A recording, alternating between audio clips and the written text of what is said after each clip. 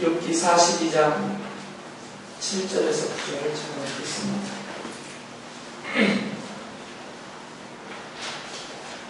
구약성경 욥기 42장 7절부터 9절입니다.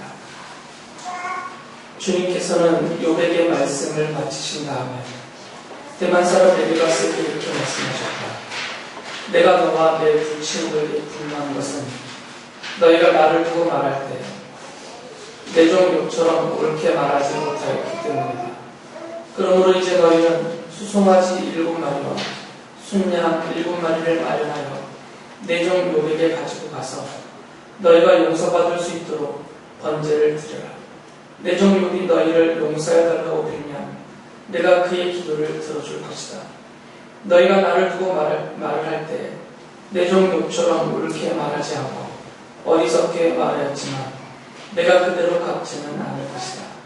그래서 대만 사람 엘리바스와 수아 사람 빌닷과 나아마 사람 소발이 가서 주님께서 그들에게 말씀하신 대로 하니 주님께서 욥의 기도를 들어주셨다. 욥기는 오늘까지만 말씀을 드리고 마치려고 합니다. 다음 주부터는 시편을 살펴보도록 하겠습니다. 욥기를 제가 설교하면서 욥기에 등장하는 하나님, 그리고 또 사탄, 그리고 욥의 친구들 이렇게 네 부분을 나누어서 욥기 전체를 살펴봤습니다. 오늘은 마지막으로 욥의 친구들의 위치에서, 욥의 친구들을 앞에 놓고 그들을 통해서는 욥기 전체와 또 성경을 바라보는 시간을 좀 가지려고 합니다. 이미 여러분이 이제 알고 계시듯이 욥이 끔찍한 일들을 많이 당했습니다. 순식간에, 아주 짧은 단기간에 엄청난 재앙을 그가 가정으로, 재물로, 또 자녀들에게, 자신의 몸에 일방적으로 당했죠. 그래서 욥이 고난 중에 고통스러워하고 있는 것을 소식으로 들은 욥의 친구들이 욥을 찾아갔습니다. 욥을 찾아갈 때 그들은 욥을 위로하려고 찾아갔죠. 그래서 욥기 앞부분에 보면 2장 11절부터 보면 욥의 친구들이 욥을 위문하고 욥을 위로하러 찾아가서 그 욥이 지금 당한 그 일들을 보고 이들이 같은 아픔을 품고 욥의 처지를 같은 아픔으로 품어서 통곡하면서 자기들에게 겉옷을 찢고 욥과 함께 7일 동안 음식도 못 먹으면서 같은 슬픔에 잠겨 있었어요. 이런 친구들이 드물죠, 사실. 그냥 말은 할 수 있지만 직접 찾아가서 7일 동안이나 욥의 슬픔을 함께 공으로 겪으면서 욥에게 말도 못 붙이죠. 너무 힘들하니까 단지 그의 곁에서 그 아픔을 함께 나누려고 하는 이런 자세만 갖고 있어도 정말 좋은 친구죠. 이런 친구만 있어도 세상은 살만하다라고 말을 합니다.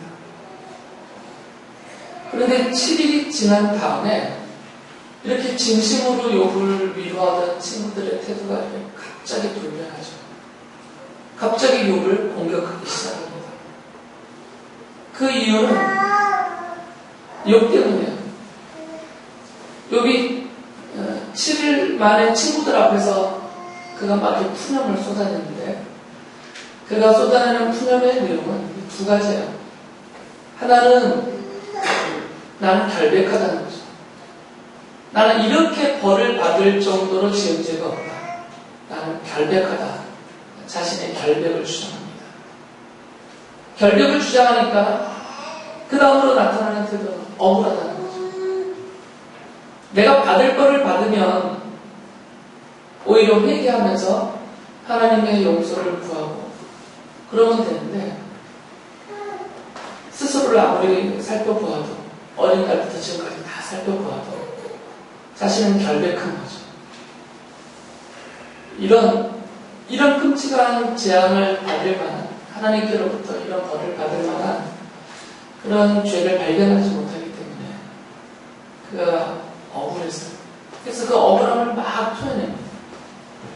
근데 욥이 이렇게 자신의 결백과 억울함을 막 쏟아내니까 그걸 듣고 있었던 옆에 친구들이, 그를 위로하러 왔던 친구들, 정말 진심으로 7일 동안 그를 위로했던 친구들이 갑자기 막 분노에 사로잡혔어요. 왜 그랬냐면 욥이 자신의 결백과 억울함을 주장하니까 이런 욥의 주장은 자연스럽게 하나님의 불의하심에 대한 항변이 되어버리는 거죠.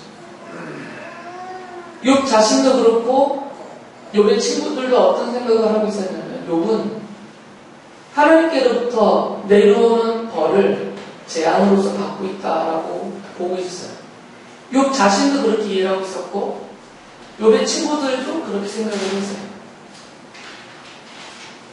이미 욥은 하나님께로부터 왔다라고 그들 모두가 동의하고 있는 그 재앙을 벌로서 받고 있었단 말이죠. 그런데 욥이 나는 이런 벌을, 이 재앙으로 이런 벌을 받을 만한 죄가 없다, 나는 결백하다, 그래서 나는 억울하다, 이렇게 강하게 주장을 하니까, 그럼 이 욥의 주장대로 한다면 결백한 욥에게 하나님은 불의하게 벌을 내리시게 되버리죠. 욥이 대놓고 하나님이 불의하시다, 잘못했다 이렇게 말은 안 했지만 자기의 결백과 억울함을 주장하는 것은 그 친구들이 들을 때 욥이 하나님이 잘못했다, 하나님이 불의하시다 이렇게 막 하나님께 항변하는 것으로 그들이 들었다는 거죠. 그렇게 보였던 거죠. 그래서 그들이 막 화를 내는 거예요. 욥기 8장 3절을 보면 이렇게 말을 해요. 너는 하나님이 심판을 잘못하신다고 생각하느냐? 전능하신 분께서 공의를 거짓으로 판단하신다고 생각하느냐? 제가 이렇게 차분하게 읽어드리지만 이건 아주 격양된 그런 표현이에요. 11장 2절에서는 이렇게 말하죠. 내가 하는 헛소리를 듣고서 어느 누가 잠잠할 수 있겠느냐? 말이면 다 말인 줄 아느냐? 우리 많이 들어봤던 말이죠. 말이면 다 말인 줄 아느냐? 이건 막 분노가 치밀어서 나오는 표현들이죠. 제가 이런 걸 잘 안 해봤기 때문에 리얼하게 표현을 못하는데 어쨌든 이건 엄청 화가 난 거예요. 지금 욥의 친구들이 아주 주체할 수 없는 분노가 치밀어 오는 거죠.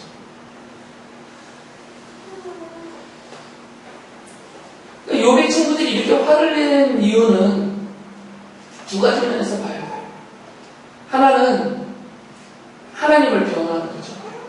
그래서 실제로 여기에 보면 욥의 친구들이 내가 하나님을 변호하겠다고 막 자처를 해요.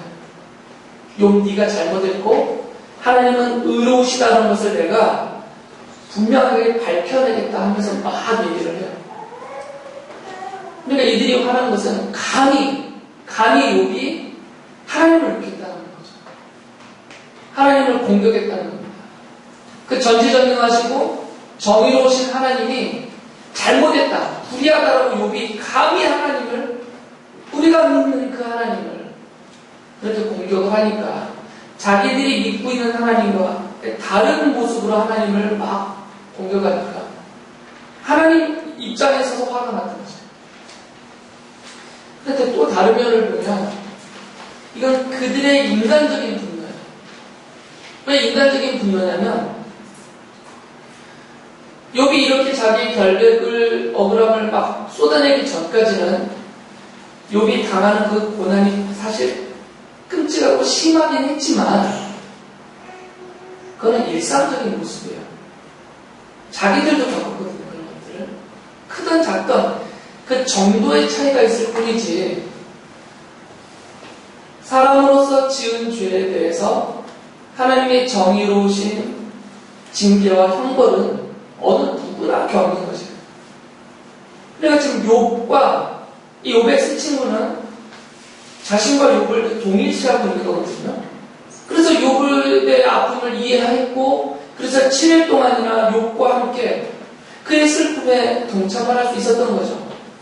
욥과 자신을 동일하게 봤기 때문에. 그런데 갑자기 욥이 자신의 결백과 억울함을 주장하니까 이제 욥과 자신들이 동일하지 않은 겁니다. 갑자기 확 차이가 나버리는 거죠.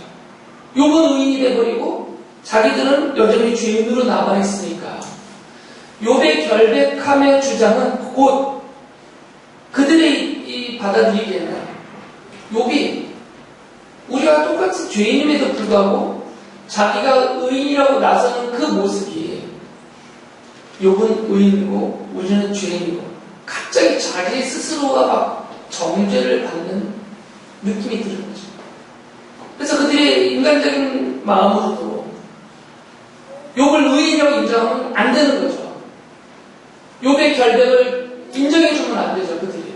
욥의 결백을 인정해버리면 그전에는 똑같이 하겠어. 정말 친구처럼 똑같이 하겠던 욥인데 갑자기 욥은 의인으로서 갑자기 승격이 되고 자기들은 갑자기 욥과 상대적으로 비교해서 형편없는 존재가 되버리니까 그들이 이것을 받아들일 수가 없었던 거죠. 그리고 또 한 가지 면에서 보면 욥의 친구들 입장에서는 다른 방법이 없어요. 욥이 당한 이런 재앙을 그들이 이해하고 해석하는 데 있어서 다른 방법이 없는 것이 그밖에. 욥이 끔찍한 죄를 지었기 때문에 그런 작은 벌도 아닌 그렇게 무시무시한 벌이 욥에게 쏟아졌다. 이거 외에는 그들이 지금 욥에게 일어난 이 일에 대해서 이해할 수가 없는 거죠. 스스로 자기들이 현자다, 남을 가르치는 사람들이다라고 자처하고 있는 분들인데 이분들이 욥과 이 세 친구의 대화를 보면 서로 그렇게 막 공격을 해요. 남을 가르치는 너희들이 있면서. 그러니까 상당한 위치에서 사람들에게 일반인들에게 가르치는 위치에 있는 이 욥의 친구들이 지금 욥에게 벌어진 일을 이해하지 못하면 얼마나 스스로 답답하고 그게 자신들을 얼마나 힘들게 하겠어요. 그러니까 그들은 아무리 머리를 써서 국리를 봐도 이거는 인과응보다 이렇게밖에 이해할 수가 없는 거죠. 다른 건 없으니까. 욥이 주장하는 것처럼 결백한 욥에게 하나님이 억울하게 벌을 내리시는 일은 그들의 이 세계관에서는 이해가 안 되는 거죠. 그런 일은 여지껏 없었고 앞으로도 벌어질 수 없는 일이죠. 왜 그러냐면 그들의 그런 것을 인정하면 욥이 말하는 것처럼 하나님의 전지전능하심, 하나님의 정의로우심이 깨지는 거니까 방법이 없었어요. 그래서 그들은 오히려 욥이 당하고 있는 그 모든 일들을 다 이해하고 있다고 생각합니다. 왜 이런 일들이 벌어졌는지 다 이해하고 있고 그 해결책까지도 우리는 알고 있다. 그런 입장에서 욥에게 막 법면을 하죠. 너 빨리 네가 지은 죄를 신뢰하라. 그리고 하나님 앞에 회개하고 죄의 용서를 구하라. 그러면 하나님이 다 용서해 주실 것이다. 우리 하나님은 자비로우신 분이니까 다 용서하시고 너를 회복시켜 줄 것이다. 그러니까 욥의 친구들은 계속 이런 논리로 욥을 공격을 했어요.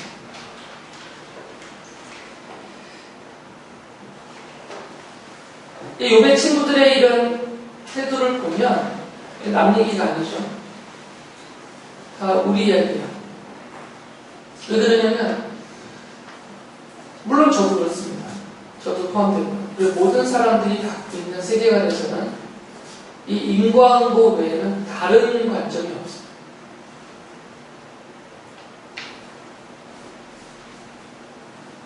잘못을 하면 벌을 받고 잘하면 복을 받는 것이죠. 이건 아주 전통적이고 이게 보편적인 원칙이에요.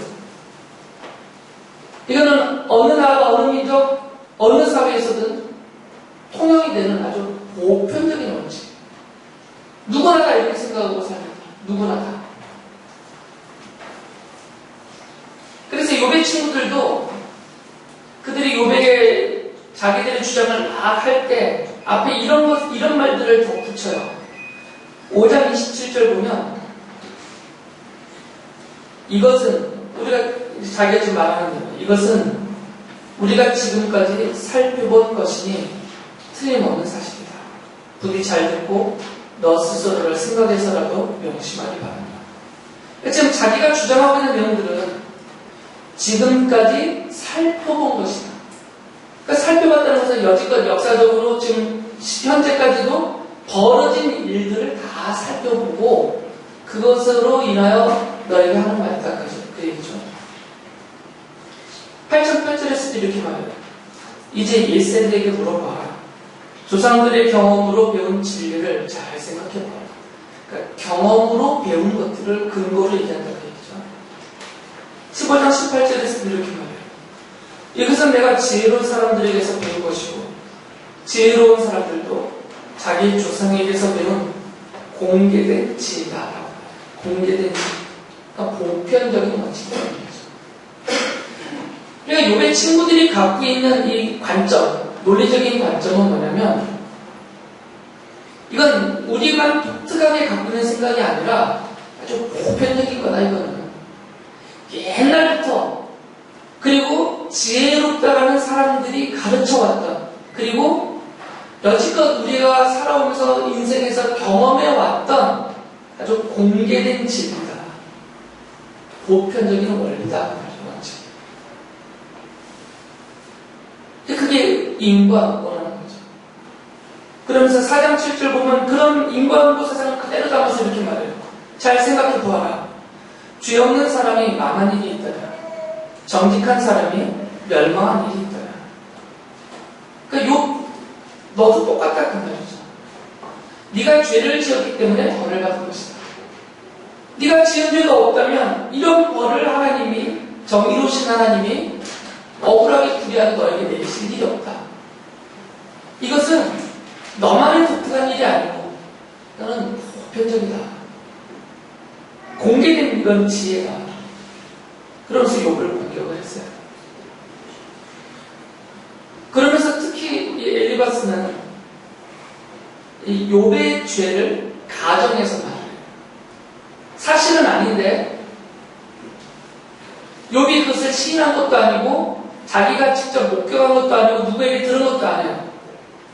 그런데 욥이 받은 벌을 보니까 그 정도의 벌을 받았다면 아마 욥 너는 최소한 이 정도의 죄는 지었을 것이다 라고 가정을 해요. 그래서 그 가정을 하면서 욥에게 너 혹시 이런 죄 진 것 아니냐라고 지적을 하죠. 22장 6절부터 9절에 보면 그 내용들을 이렇게 쭉 말합니다. 욥을 향해서 하는 말입니다. 내가 까닭 없이 친족의 재산을 압류하고 했다 그 얘기예요. 가정하는 거죠. 옷을 빼앗아 헐벗게 하고 목마른 사람에게 마실 물 한 모금도 주지 않고 배고픈 사람에게 먹을 것도 주지 않았기 때문이 아니게 되냐? 가정을 하고 단정을 한 거죠. 너는 권세를 이용하여 땅을 차지하고 지위를 이용하여 이 땅에서 거들먹거리면서 살았다. 너는 과부들을 빈손으로 돌려보내고 고아들을 혹사하여 학대하였다라고 하여 단정을 해버려요. 사실이 아닙니다. 욥기 31장 보면 이것에 대해서 욥이 하나씩 반박을 해요. 나는 이런 적이 없다. 나는 이런 일들을, 이런 죄를 나는 저지른 적이 없다면서 오히려 나는 선을 베풀었고 고아와 과부들을 내가 선하게 대접을 했고 다 항변을 하죠. 반박을 하면서. 그러나 욥의 친구들은 최소한 욥이 이 정도의 죄는 지었기 때문에 그런 끔찍한 벌을 하나님께로부터 받았다라고 가정으로 시작해서 아예 단정을 해버려요. 뒤에 가서 아주 단언하잖아요. 했다 하면서.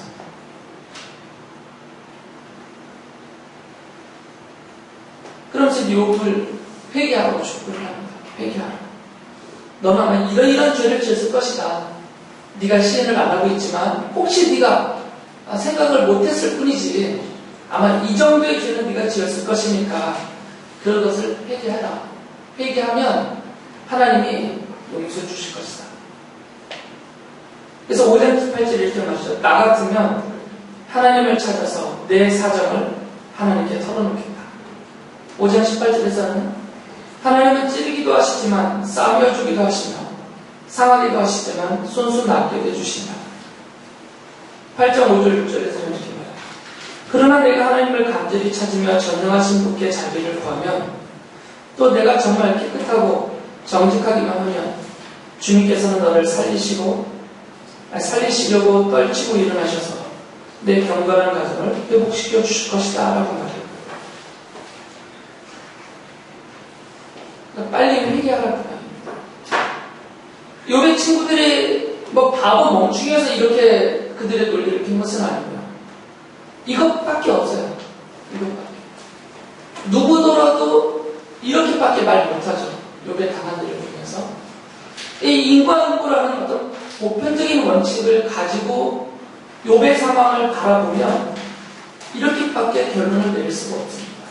하나님이 불의하다고 말할 수 없습니다. 그런 적도 없었고요. 역사적으로. 그런데 자세히 욥기를 보면요. 이 욥의 친구들은 스스로 자기들이 주장하는 것을 스스로 부정을 해요. 그게 어떤 내용이냐면 욥기 10장 7절부터 9절을 보면 욥의 친구는 이 하나님의 전지전능하심, 하나님의 전지전능하심, 무한하심에 대해서 얘기를 하거든요. 이렇게 말합니다. 욥을 향해서 말하는 거죠. 내가 하나님의 깊은 뜻을 다 알아낼 수 있느냐? 전능하신 분의 무한하심을 다 측량할 수 있느냐? 하늘보다 높으니 내가 어찌 미칠 수 있으며 스올보다 깊으니 내가 어찌 알 수 있겠느냐? 그 길이는 땅 끝까지의 길이보다 길고 그 넓이는 바다보다 넓다라고 말해요. 이거 지금 욥의 친구가 하는 말입니다. 그러니까 욥의 친구들은 좀 욥을 향해서 공격하면서 이 얘기를 쓰거든요. 욥 너 똑똑한 척 하지 마라. 네가 하나님의 뜻을 다 알고 있다고 하지 마라. 하나님은 그런 분이 아니시다 하면서 욥을 공격하면서 이 말을 썼어요. 그러니까 욥의 친구들의 이 말은 하나님은 전지전능하시고 무한하신 분이시다. 그 하나님의 뜻은 인간으로서 우리가 헤아려 알 수 없다. 눈에 보이는 것만 가지고 하나님의 뜻은 이거다라고 함부로 말할 수 없는 것이 하나님의 뜻이다. 이렇게 얘기를 한 것이에요. 그런데 이 친구들은 자기들이 이렇게 주장하면서 그것을 욥을 공격하면서 자기 스스로 이것을 부정하고 있는 거죠. 내가 하나님의 뜻을 다 아는 거죠. 욥을 향해서 나타나신 하나님의 뜻을 마치 이 친구들은 이 인과응보라는 아주 보편적인 원칙, 그냥 눈에 보여지는 것들이에요. 그것만 가지고 하나님의 뜻을 다 알고 있는 것처럼, 다 이해하고 있는 것처럼 함부로 말하고 있는 거죠. 그러니까 이 사람들은 자기들도 모르는 사이에 이 전지전능하시고 무한하신 인간으로서는 도저히 헤아려 측량하여 도달할 수 없는 그 깊고 높고 넓은 엄청난 하나님의 뜻을 이 인과응보라는 아주 좁은 틀에다가 다 집어넣는 거죠.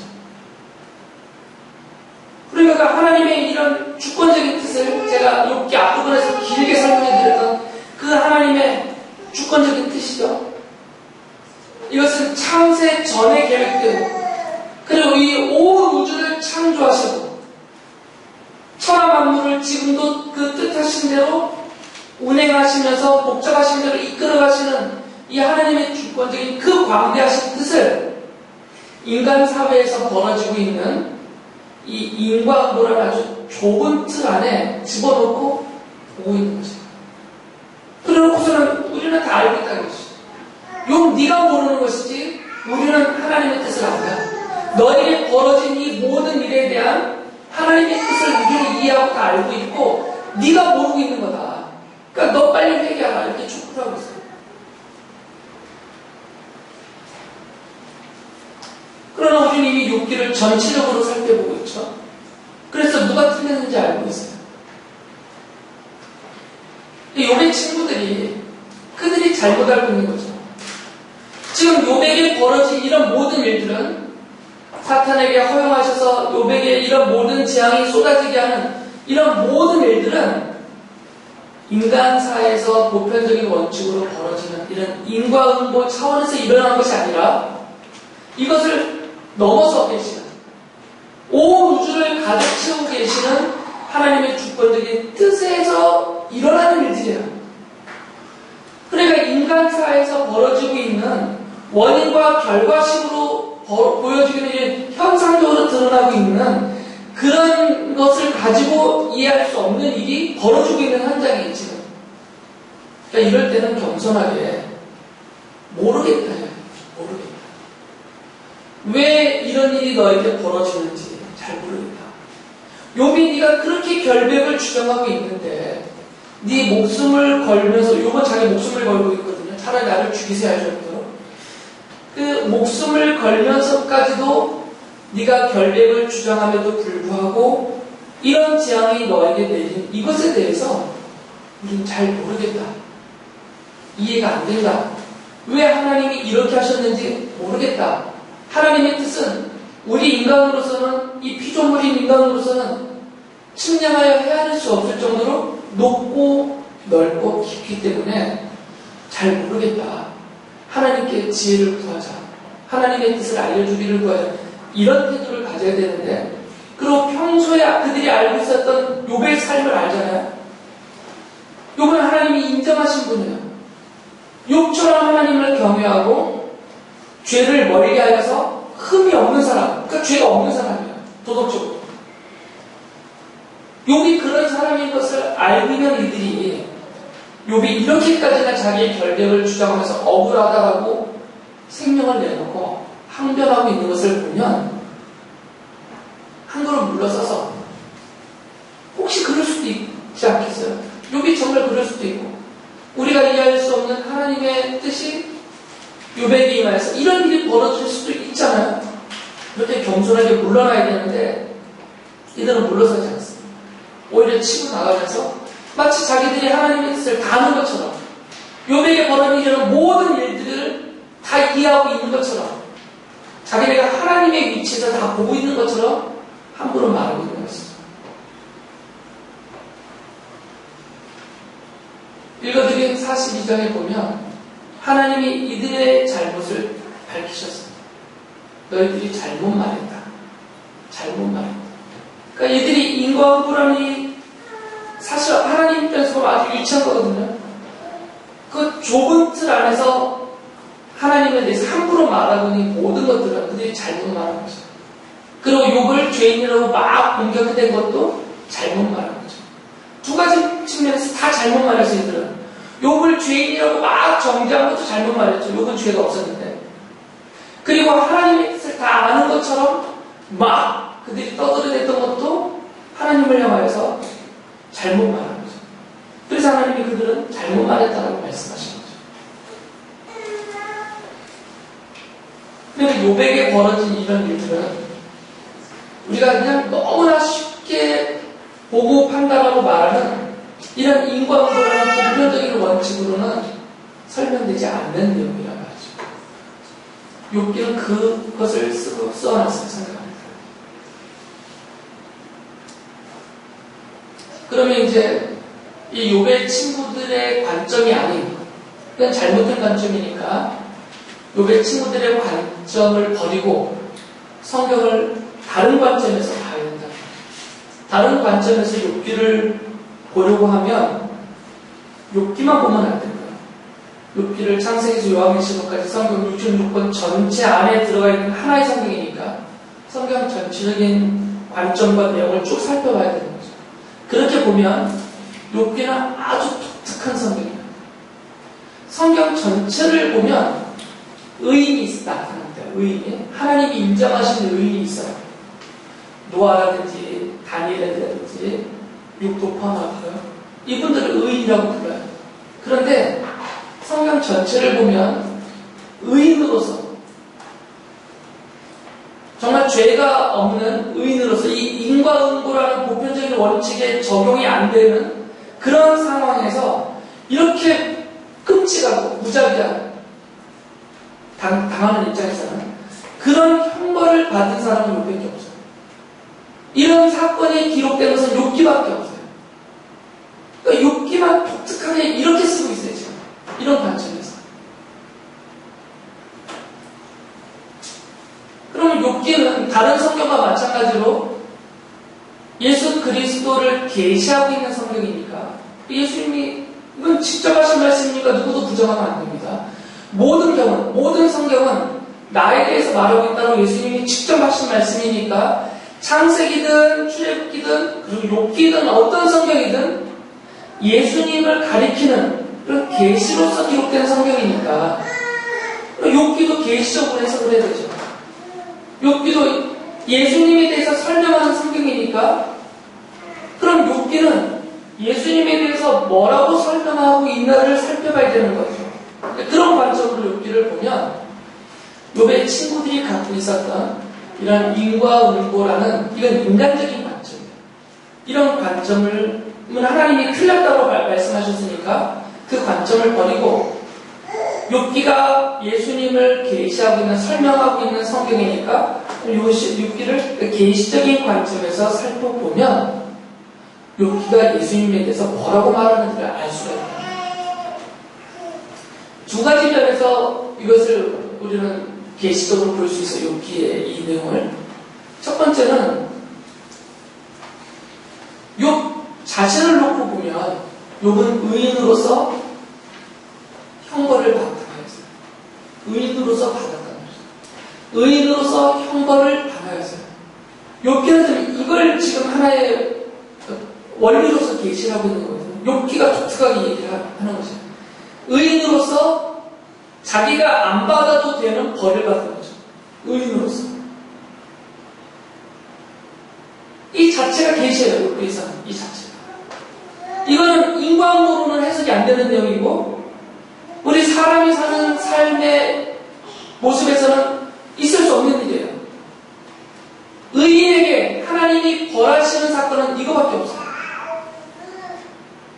정의로우신 하나님은 의인에게 벌하시지 않아요.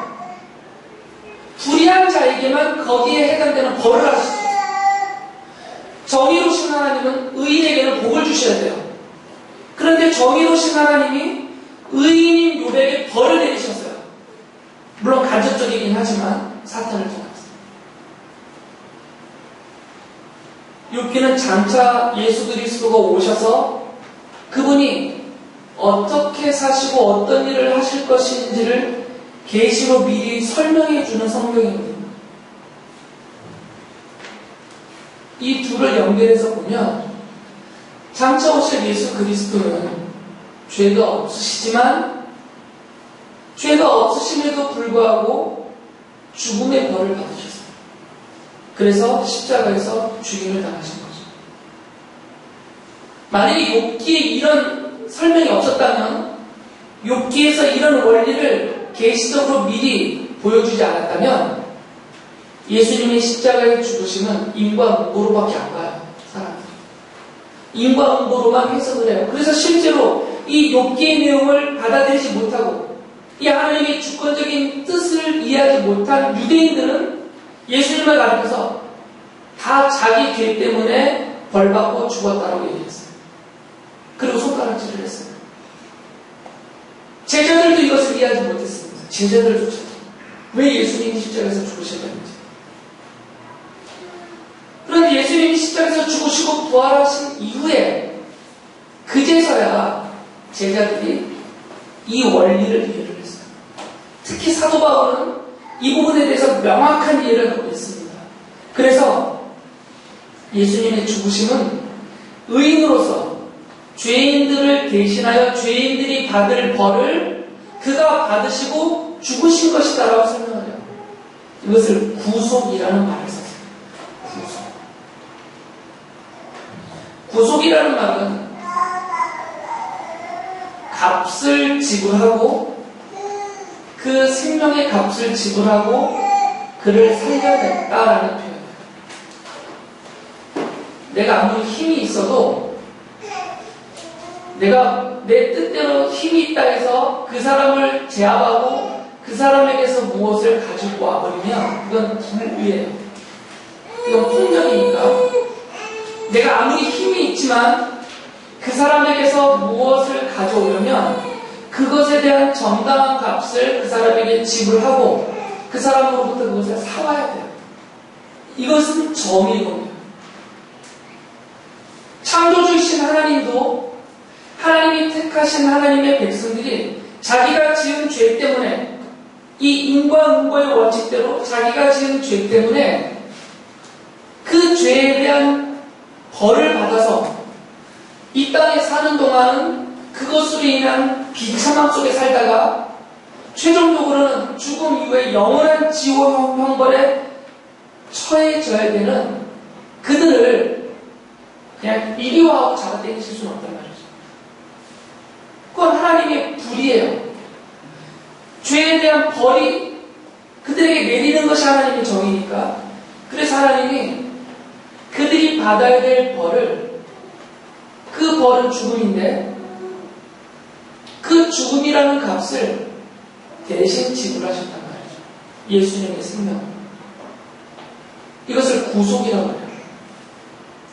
그러니까 예수께서는 죄인으로서 자기가 받을 벌을 인과응보라는 원칙에 의해서 벌을 받고 십자가에서 죽으신 것이 아니라 하나님으로서 죄가 없으신 예수 그리스도가 죄인들의 생명의 값을 자신의 생명으로 대신 지불하시고 그 죄와 형벌로부터 그들을 구하여 내셨단 말이죠. 이것을 구속이라고 합니다. 바울 사도는 예수 그리스도가 바로 이 구속의 피 흘리심을 통해서 우리를 살려내셨다고 말합니다. 에베소서 1장 1절이 대표적으로 그것을 잘 설명합니다. 우리는 이 아들 안에서 아들 예수님이요 하나님의 풍성한 은혜를 따라 그의 피로, 이 피는 십자가에서 죽으시면서 또 숨기시죠. 구속, 곧 죄의 용서를 받게 되었습니다. 라고 말해요. 욥기는 이 그리스도의 구속에 대해서 미리 설명해 주고 있는 거죠. 원리적으로. 그러니까 예수님이 십자가에 죽으심은 이 욥기에서 계시적으로 미리 예고편처럼 예고하고 있는, 설명해 주고 있는 의인으로서 받는 형벌. 욥기에서는 그것이 밝혀지지 않습니다. 그러나 이것은 하나의 원칙으로서, 원리로서 지금 계시적으로 떠 있는 거예요, 지금. 이것이 어디에서 실현이 되냐면 예수님에게서 실현이 돼요. 의인으로서 예수께서 구속의 피 흘리심으로 죄인들을 살려내신 겁니다. 이 자리에 있는 우리도 바로 그 원리와 원칙에 의해서 죄 용서를 받았습니다. 인과응보라는 보편적인 원칙이 적용이 되면 우리는 우리가 지은 죄 때문에 크고 작든 간에 그 죄 때문에 하나님이 정의로운 심판과 형벌을 받아요. 그 형벌은 사는 동안에는 비참함이고 죽어서는 영원한 지옥 형벌이죠. 이건 어느 누구나 보편적으로 다 받는 형벌이에요. 이 인과응보라는 보편적인 원칙대로만 우리가 적용이 되어서 살아간다면 우리는 다 영원한 멸망에 빠지죠. 사는 동안에도 이 비참함에서 벗어나지 못합니다. 그런 우리들을 살려내기 위해서는 인과응보라는 원칙이 아니라 의인으로서 죄인들을 위하여 대신해서 벌을 받아주는 이 하나님의 구속이라는 원칙이 필요한 것이죠. 그래서 하나님이 이 땅에 인간으로 오셔서 여러분들을 대신해서, 바로 우리를 대신해서 십자가에서 죽으시면서 죄 없으신 그분의 생명의 값이 내 생명의 값으로 치러진 것입니다. 그래서 우리는 하나님의 자녀로 구원받아서 하나님의 자녀요 백성이라는 고귀한 신분을 갖고 하나님의 돌보심과 인도하심 안에서 이 생을 살아가다가 이후에는, 죽음 이후에는 하나님이 우리를 위해 예비해 놓으신 하나님의 나라 천국에서 영원토록 그 은혜와 사랑과 복을 누리며 살게 되는 것이다. 욥기는 이것을 계시하고 있습니다.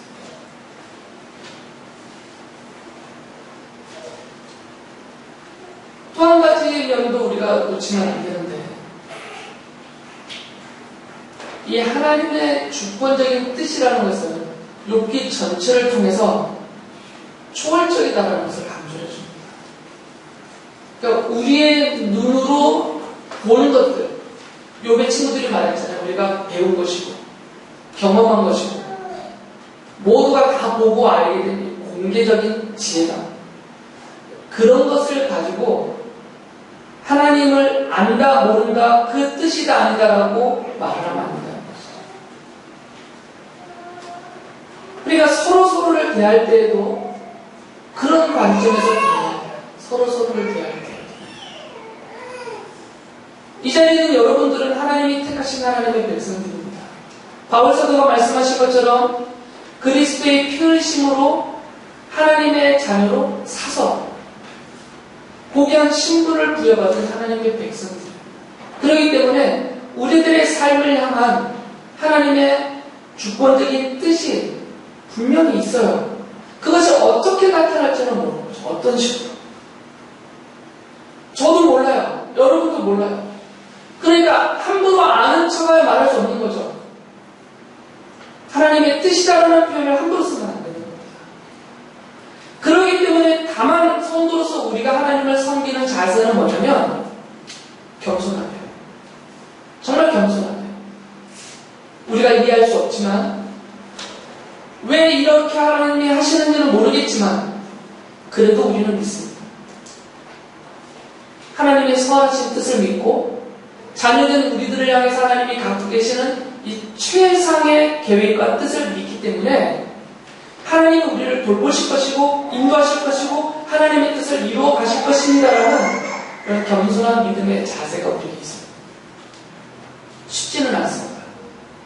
죽음에 이르는 질병이 내게 닥쳐올 때 이런 고백하기 어렵습니다. 가정이 파탄나는 아픔을 겪으면서도 이런 믿음을 지키는 것은 어렵습니다. 끔찍한 재앙이 나 개인에게, 내 가정에게, 자녀들에게, 내 사업장에 쏟아져 오면 이런 믿음을 유지하는 것은 정말 어려워요. 그러나 욥이 그것을 보여주고 있어요. 내가 모태로부터 빈손으로 왔으니 빈손으로 돌아가는 것이 맞습니다. 주신 분은 하나님이시니까 나는 이해하지 못하지만 하나님이 뜻이셔서 다시 거두어 가신다고 해도 하나님은 찬양을 받으십니다. 욥이 그 신앙 고백을 보여줘요.